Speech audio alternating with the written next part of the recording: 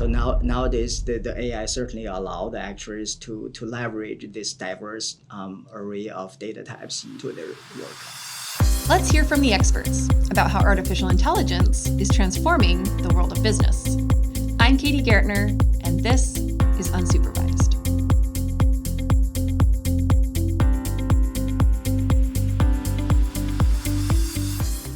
Hey, Business Badgers. Today I'm sitting with my friend Peng Shi, an actuarial science professor here at the University of Wisconsin-Madison Business School. He holds a PhD in business with a minor in economics from UW-Madison. And he studies the problems at the intersection of insurance and statistics. And he explores the possibilities of machine learning innovation in that field. So Peng, thanks for joining me today. Thank you for having me. My pleasure. Yeah, let's talk about AI and actuarial science. So first off, you have to lay the groundwork for us. What even is actuarial science? Why is it a major in the business school? Yeah, sure. So actuarial science is a discipline that leverage interdisciplinary knowledge like mathematics, statistics, economics, and also financial theory to quantify, to assess risk, and also to develop products or strategies to mitigate the financial impacts from such risks. So actuaries primarily work in the insurance and related industries. Mm-hmm. So their work spans a wide range of areas. Examples are life insurance, property casualty insurance, pension retirement plans, consulting, investment, risk management, and so on. So primarily speaking, they use quantitative methods, models, and data to analyze and predict the uncertainty of future events so that they can also create solutions to address those uncertainties. Oh, okay. Very cool. All right, so now that we know what actuarial science is, how is AI being used in this industry? In the rate making and the pricing area, the AI is assisting insurers to make better prediction about the risk, the frequency, the liability of the frequency and the severity of insurance claims, so that the insurer can set premiums that is more consistent with the policyholder's risk profile. Okay. AI is also used in the claim management area. Oh. So example could be claims triaging, where AI is used to prioritize resource allocation when a claim is reported to the insurer. Another example in this area is fraud detection. So it's used to analyze anomalies so that you can potentially identify the suspicious claims. Another key actual function within the insurance industry is the capital management and solvency modeling. So AI in this context is useful in that it can be used to simulate potential scenarios, including the rare extreme events, so that you can perform a stress test to test the resilience of the actual models. Oh, very interesting. Yep. Cool. All right, so you told me a lot of examples of how it's being used, which is awesome. That's what we want to know. What kind of evolutions in AI or transformations are you seeing in actuarial science that make you really excited? What are you excited about? One example in the insurance industry, I think one well-known example of a company that sort of revolutionized insurance is the Lemonade Insurance.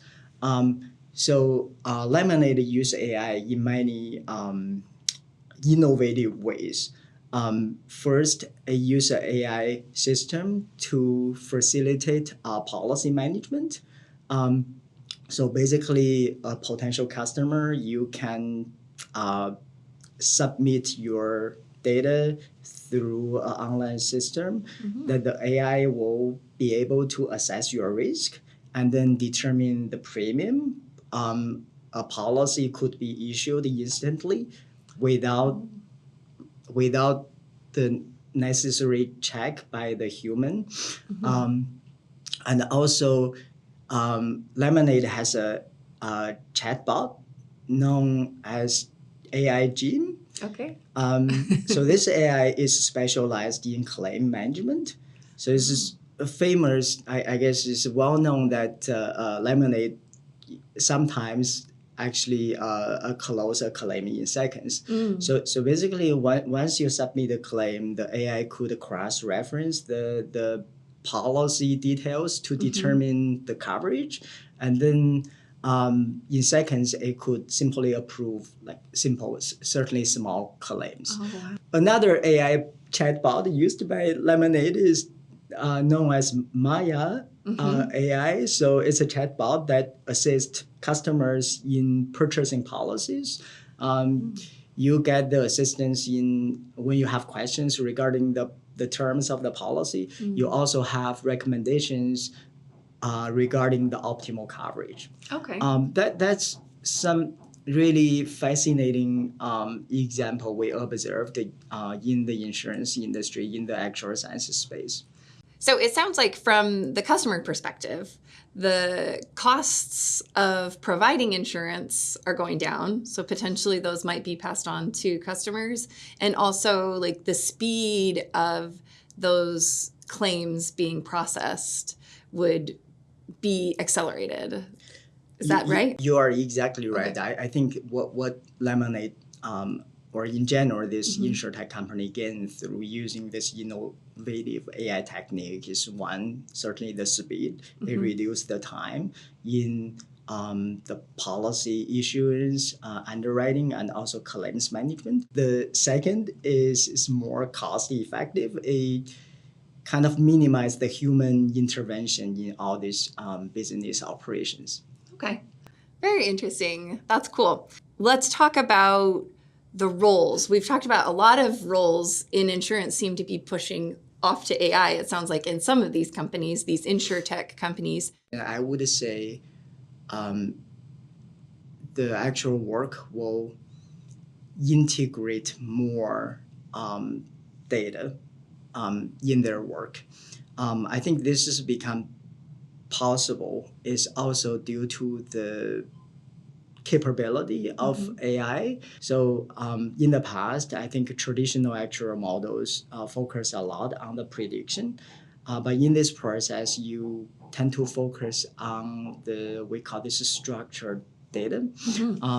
But nowadays, data sources become, I guess, less costly to collect, and the type of data becomes, there's more types of data just than traditional tabular data, including the imagery and the textual, like adjusters notes. So nowadays, the AI certainly allow the actuaries to leverage this diverse array of data types into their work.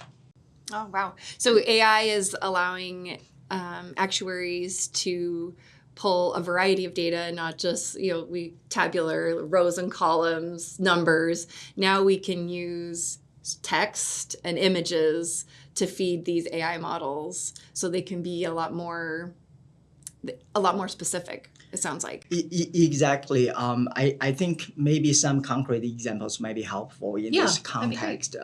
Earlier we talked about the claims management. Nowadays, if I have a car accident, I guess one thing company allows you to do is you can take a picture on the damage of your car and then submit through their apps, and this way they can easily process the claims, right? So certainly this process in the back end, they will rely on the AI technology to handle this imagery data. And also another example could be in the claims reserving context, where the insurance company set reserves for outstanding payments. But one useful information that actually leverage in forecasting the outstanding payments are known as the adjusters notes. Actually, those are the notes taken down by the field adjusters when they go to the field to investigate the loss event. Okay. Wow, that's really cool. That sounds like it's going to really change the industry a lot. What skills, we talked about the way jobs might change, but what skills would you give as advice to upcoming actuarial science students? What skills are they going to need to be competitive in a changing job market? Because actuarial science is kind of interdisciplinary, it integrates both technical skills with the business knowledge. So I would say certainly analytical and technical skills. You want to certainly obtain more knowledge in data science, AI area. The second would be business acumen. This is a profession. In the end, this is business, right? You need to understand how insurance markets works. You need to understand the regulatory context, right? You need to understand how to evaluate the risk in the context of business operations. Yeah. So certainly you want to understand the business.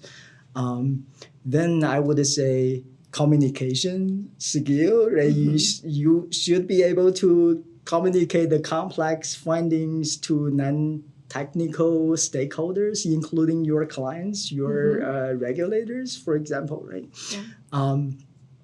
Then I would say teamwork, because again, this is interdisciplinary area. Actuaries tend to work with people from different areas, including data scientists, data engineering, IT teams. So I think the teamwork is very important. You have to be able to lead interdisciplinary, diverse projects. Sure. The last one, I would say, is the adaptability and continue to study. I would say because as this profession, actually, continual education is part of the requirements. You keep your credential. Nowadays, the world is changing in a sort of way we cannot even imagine, right? So it's very important to stay updated on the new technology, on the underpinnings of the AI technology. I think that's also important. Yeah, interesting. Okay, we're going to wrap up. We have a fun question for you. If you could turn over one task or job or responsibility to AI or robotics and never have to do it again, what AI or bot would you invent?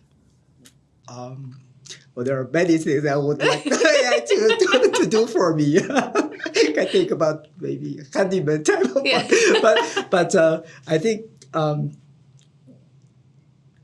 think one thing I really would like is maybe this can't be done just in a near future. I think is I would like to get free coaching from AI, like a bot. For example, I do sports, right? Like I do ski, I play tennis, but I cannot have like a personal coach. But even in that case, you meet with a coach like once per week. But ideally, when I play tennis, for example, if I can record a video, I can upload the AI, maybe let the AI point to me where is the part I can improve, where the part I did right or did wrong. I think that would be very cool. Yeah, that would be cool. That's a cool idea. I never thought about that before. Like this athletic coaching that can be ongoing and more personalized. That sounds very fun. Okay, I'm on board. Let's do it. Well, I've enjoyed learning from you. Love talking about insurance and AI and what's happening in the industry. Thanks for taking the time to chat. Thank you for having me. Yep. It's fun. Unsupervised is brought to you by the Wisconsin School of Business. It's written and hosted by Katie Gaertner, with sound editing and production by Derek Schneider and Billy Kardaj.